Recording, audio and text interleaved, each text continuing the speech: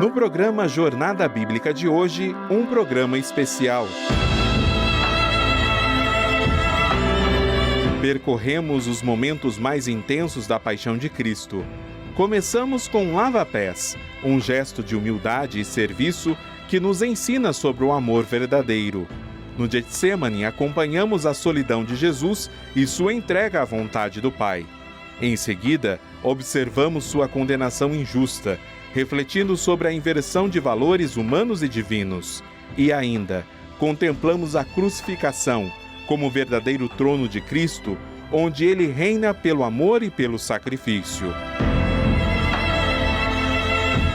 Uma jornada profunda sobre o sofrimento redentor e a vitória da cruz.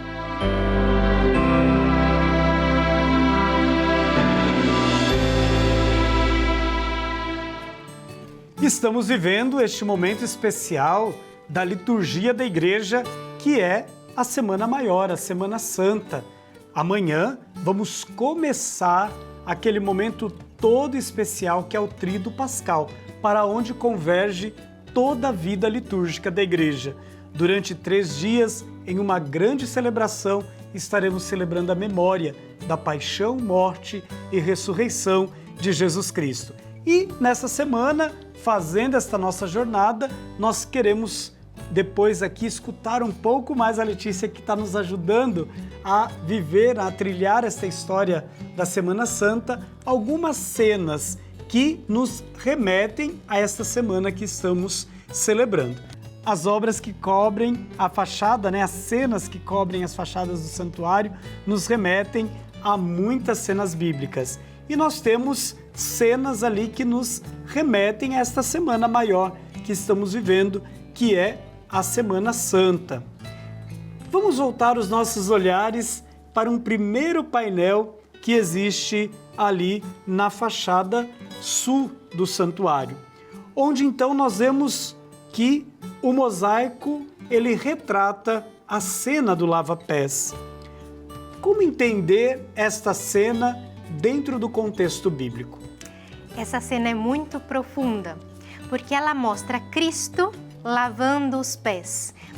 E é um detalhe muito importante dizer que nem os servos hebreus faziam esse serviço. Eram só os estrangeiros. Tamanha humilhação. Jesus se põe como o menor para inverter totalmente a lógica. É com um serviço de amor. Ele não faz o serviço apenas, mas ele se entrega totalmente, tanto que ele está com o pão nas mãos e o entrega a Judas. O pão é o corpo de Cristo, ou seja, ele se dá a nós completamente. É interessante, este dar-se completamente. Jesus ele não vem para fazer a sua vontade, mas para cumprir em tudo a vontade do Pai. E nessa cena do lava-pés, a gente pode ver isso, de uma forma muito profunda, neste gesto, como você disse. Alguém que assume uma postura que nem os estrangeiros assumiam, que era lavar os pés dos hóspedes, daqueles que chegavam na casa. E ele naquela ceia, de uma forma muito inesperada, a gente pode até imaginar, ele toma uma bacia, uma jarra com água e começa a realizar esse gesto, a ponto de Pedro dizer: não, Senhor, não vai lavar meus pés não. Se é para lavar, tem que lavar o corpo inteiro. E Pedro ainda preso, a lei judaica. E Jesus diz: não, Pedro, quem já tomou banho, basta lavar os pés. Mas porque ele queria ensinar muito mais, com aquele gesto, do que apenas lavar os pés. Letícia, tem também uma outra cena que nos impacta quando a gente está ali diante da fachada sul, que é aquela que Jesus está no Getsêmani. E ali no Getsêmani existe um cálice e oração. O que podemos entender nesta cena destes dois elementos? Essa cena é muito dramática, porque Cristo está em seu momento mais difícil e se entrega totalmente às mãos do Pai.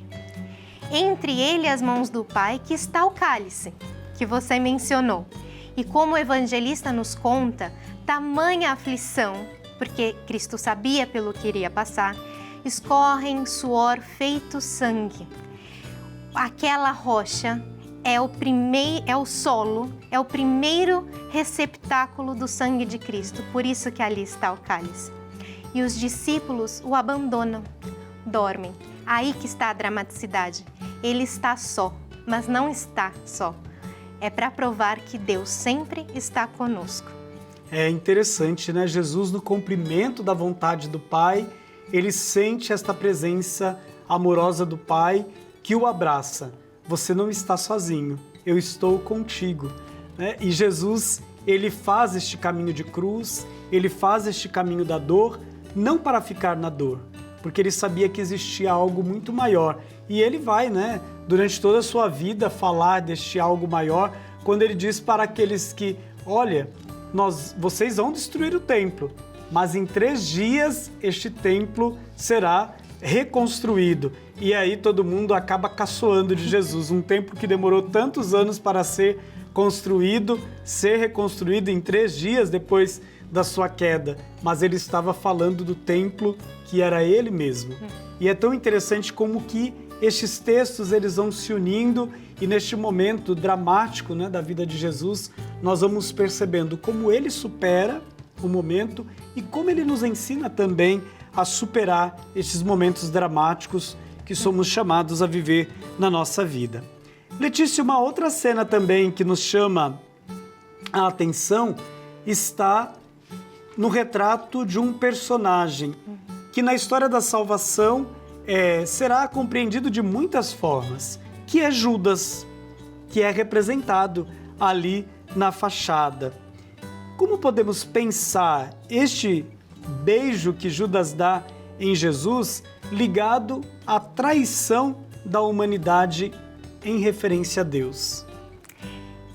O beijo é um símbolo de amor, ou pelo menos deveria ser. Então, naturalmente, se os soldados vendo Judas beijar Cristo, eles iriam ao outro, porque diria, não, esse é o amado, não será esse o entregue. E ele inverte essa lógica. O beijo deixa de ser um símbolo de amor, ele deixa de estar dentro da relação de amor para ser o símbolo a imagem da traição. Interessante, né, que este beijo, depois ele vai entrar na história da igreja, né, de muitas formas. E o beijo vai ter a ideia de conhecimento. A literatura apócrifa, né, vai nos falar de muitos beijos de Cristo. E é interessante que o beijo tem sempre esta conotação também do conhecimento. E aqui assume, né, essa triste conotação que é da traição. Um Deus que tanto ama e agora é traído mais uma vez pela própria humanidade.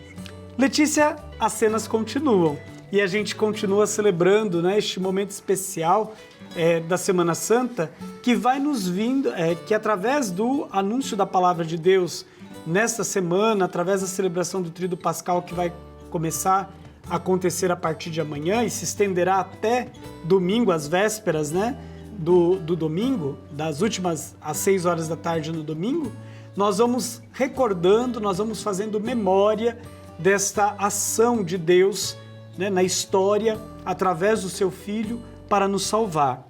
Como podemos entender uma outra cena que vemos ali na fachada, que é o trono de Cristo na cruz, como um modelo de realeza diferente daquelas realezas que estamos acostumados a ver nas cenas de novela, de filmes e nas páginas dos livros e revistas. E na própria fachada, o trono é um símbolo de poder. Tem o trono do Egito, do faraó, que desmorona, né? Mas o trono de Cristo é a cruz, porque ele inverte totalmente a lógica, que tinha começado lá no lava-pés, aqui é o cumprimento total. Porque a realeza é de Deus, é o amor total e a entrega total. É a doação do seu Filho para a humanidade. Olha que interessante, né? Um filho que se doa, um filho que se entrega, que não traz nas mãos um cetro de ouro, mas, pelo contrário, faz pender da sua cabeça uma coroa de espinhos, um manto de escárnio e recebe como trono aquilo que era o pior, né?